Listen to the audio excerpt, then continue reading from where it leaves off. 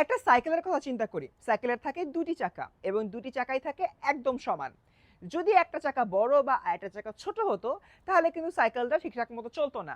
Exactly এই উদাহরণটা দিয়েই বেগম রোকেয়া সাখাওয়াত হোসেন তার অর্ধাঙ্গী এই যে প্রবন্ধটি রয়েছে, এখানে নারী এবং পুরুষ উভয়ের যে সমাজে এক বিশেষ প্রয়োজনীয়তা রয়েছে সেই বিষয়টি তোমাদের বইতে তুলে ধরেছেন। এবং আজকের এই ভিডিওটির মাধ্যমে তোমরা এই অর্ধাঙ্গী প্রবন্ধটার মূলভাব সম্পর্কে জেনে যাবা। তার পাশাপাশি এই প্রবন্ধ থেকে কি রকম সৃজনশীল প্রশ্ন আসে সেই ব্যাপারেও একদম সলিড আইডিয়া পেয়ে যাবা। তাহলে চলো দেরি না করে শুরু করে ফেলি। আমাদের প্রথমে যে বিষয়টা দেখতে হচ্ছে, আমাদের বর্তমান সমাজে নারীরা আসলে অধিকারহীন অবস্থায় রয়েছে এবং তাদের মধ্যে আমরা দেখতে পাই পশ্চাৎপদতার একটি বিষয় চলে আসে। অধিকারহীন শব্দটা তো আমরা বুঝি, এর মানে হচ্ছে একজন নারী তার যে ন্যায্য অধিকারটুক পাওয়ার কথা সেটা সে সমাজ থেকে, পরিবার থেকে পাচ্ছে না। আর পশ্চাৎপদতা মানে পিছিয়ে পড়া।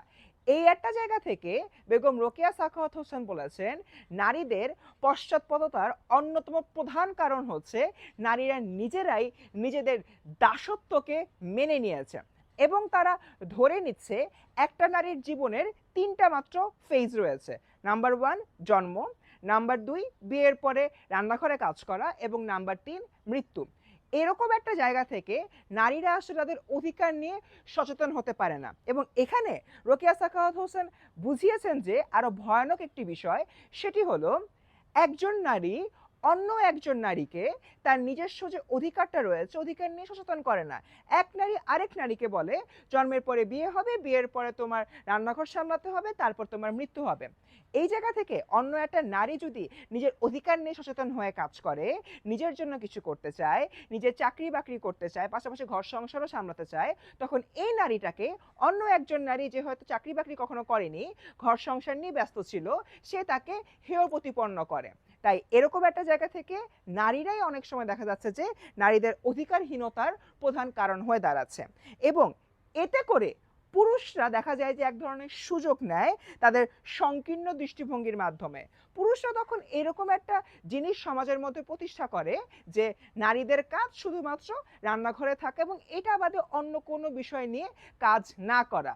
অর্থাৎ পুরুষরা এই জায়গা থেকে নারীদেরকে অমন কোনো প্লেস দিচ্ছে না বা সুযোগ সৃষ্টি করে দিচ্ছে না যেটার মাধ্যমে একজন নারী দ্রুততার সাথে সামনে এগিয়ে যাবে এবং সে তার ক্যারিয়ারও যেরকম ফোকাস রাখবে, ঠিক তেমনি তার যে পরিবার রয়েছে, পরিবারের প্রতি তার যে দায়িত্ববোধ রয়েছে সে দায়িত্ববোধও সামলাবে। পুরুষদের সংকীর্ণ দৃষ্টিভঙ্গির কারণে এরকম একটা সমস্যার সৃষ্টি হচ্ছে। এবং এতে করে দেখা যায় যে একটা সমাজের অসম্পূর্ণ অগ্রগতি হয়। তার কারণটা কি? এক্ষেত্রে বেগম রোকেয়া সাখাওয়াত হোসেন দ্বিচক্র শকটের উদাহরণ এনেছেন। অর্থাৎ ভিডিওতে শুরুতে যে কথাটা বললাম যে একটা সাইকেলের যদি একটা চাকা বা ছোট হয় আর একটা চাকা বড় হয় তাহলে সাইকেলটা ঠিক মতো চলবে না। দ্বিচক্র শকট বলতে বোঝানো হচ্ছে দুই চাকা বিশিষ্ট গাড়ি। শকট শব্দের অর্থ হচ্ছে গিয়ে গাড়ি। তার মানে সাইকেলের ক্ষেত্রে যেরকম এই ধরনের অসামঞ্জস্যতা রয়েছে, একইভাবে সমাজে নারী এবং পুরুষ যারা 50-50 করে অবস্থান করছে তাদের মধ্যে একটা দল যদি সম্পূর্ণ কর্মহীন হয়ে থাকে তাহলে ওই সমাজ কখনোই দ্রুততার সঙ্গে সামনের দিকে এগিয়ে যাবে না। এক্ষেত্রে নারীদের উচিত প্রথমত নিজের অধিকার নিয়ে সচেতন হওয়া এবং পুরুষদের উচিত নারীদের প্রতি তাদের যে একটা ন্যারো দৃষ্টিভঙ্গি রয়েছে সেখান থেকে বের হয়ে আসে এবং নারীদেরকে নিজের মতো কাজ করতে দেবার সুযোগ সৃষ্টি করে দেওয়া। আর এখান থেকে আমাদের চলে আসে নারী জাগরণের বিষয়টা। নারীদের নিজেদের ব্যাপারে সচেতন হতে হবে।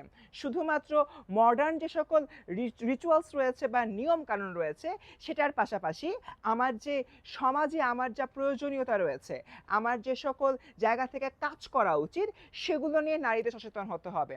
এবং পুরুষদের উচিত হবে নারীদেরকে সে সকল জায়গায় কাজ করবার সুযোগ করে দেওয়া এবং সমাজে যাতে তারা পূর্ণাঙ্গ রকমের অবদান রাখতে পারে সেটাও নিশ্চিত করা।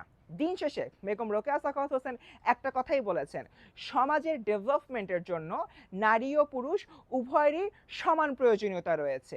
এর চেয়ে যদি কোনো একটার কম বেশি হয় সমাজের উন্নতি হবে না, নারী জাগরণও সৃষ্টি হবে না। এই ছিল মোটামুটি মাত্র 4টা পয়েন্টের মাধ্যমে আমাদের সম্পূর্ণ অর্ধাঙ্গী যে প্রবন্ধটা এটার মূল ভাব। এর মাধ্যমে কিন্তু তোমরা সিকিউগুলো লিখতে পারবা। এখন অর্ধাঙ্গী থেকে কি টাইপের সিকিউ আসতে পারে? একটা আমরা কাল্পনিক উদ্দীপক চিন্তা করি। ধরে নাও শিলা নামের একটি মেয়ে, সে ছোটবেলা থেকে পড়ালেখা করে ইঞ্জিনিয়ার হতে চেয়েছিল, কিন্তু বাড়ির মানুষের প্রেসারে দেখা যায় যে 18 বছর বয়সী তার বিয়ে হয়ে যায়, সে তার পরবর্তী পড়াশোনা চালাতে পারে না। এর পরবর্তী সময়তে শিলা যখন তার হাজব্যান্ডকে জিনিসটা শেয়ার করে যে আমি পড়াশোনা করতে চাই, আমি ইঞ্জিনিয়ার হতে চাই, তখন শিলা তার স্বামীর সহায়তায় পড়াশোনা শেষ করে এবং সে বর্তমানে বাংলাদেশের নামকরা একজন ইঞ্জিনিয়ার। এরকম একটা জায়গা থেকে গ নম্বরে একটা প্রশ্ন আসতে পারে যে উদ্দীপকের শিলার পরিবারের সাথে আলোচ্য প্রবন্ধের কোন দিকটির মিল রয়েছে। তখন তুমি বলবা উদ্দীপকের শিলার যেই পরিবারটা আছে ওই পরিবারের সাথে আলোচ্য প্রবন্ধে নারীদের অধিকারহীনতার যে বিষয়টা, তাদেরকে অধিকার না দেওয়ার যে বিষয়টা, সেই বিষয়ের সঙ্গে মিল রয়েছে। এরপর বাকিটা ব্যাখ্যা করে দিলাম। আর ঘ নম্বরের প্রশ্ন আসতে পারে শিলার স্বামী হতে পারে সমাজের একজন উৎকৃষ্ট স্বামী বা উৎকৃষ্ট পুরুষের পরিচায়ক, মন্তব্যটির যথার্থতা ব্যাখ্যা করো। তখন তুমি বলবা হ্যাঁ, মন্তব্যটি শতভাগ যথার্থ, কারণ শিলার স্বামী একজন প্রকৃত পুরুষের মতো আচরণ করেছে, তিনি তার স্ত্রীকে সেই সুযোগটি দিয়েছেন। এবং এক্স্যাক্টলি এই কথাটাই অর্ধাঙ্গী প্রবন্ধে বেগম রোকেয়া সাখাওয়াত হোসেন বলেছেন যে আমাদের সমাজের যদি ডেভেলপমেন্ট করতে চাই তাহলে পুরুষদেরও উচিত হবে নারীদেরকে যাবতীয় সহায়তা করা। তো স্টুডেন্টস, এতটুকুই। এই ভিডিওর মাধ্যমে তোমরা মূলভাব শিখে ফেললা এবং কিন্তু তোমরা সম্পূর্ণ একটা উদ্দীপকও জেনে ফেললা কিভাবে এখান থেকে প্রশ্ন আসতে পারে। কমেন্টে জানিয়ে দাও নেক্সটে তুমি কোন টপিকের উপরে ভিডিও চাও। দেখা হচ্ছে পরের ভিডিওতে।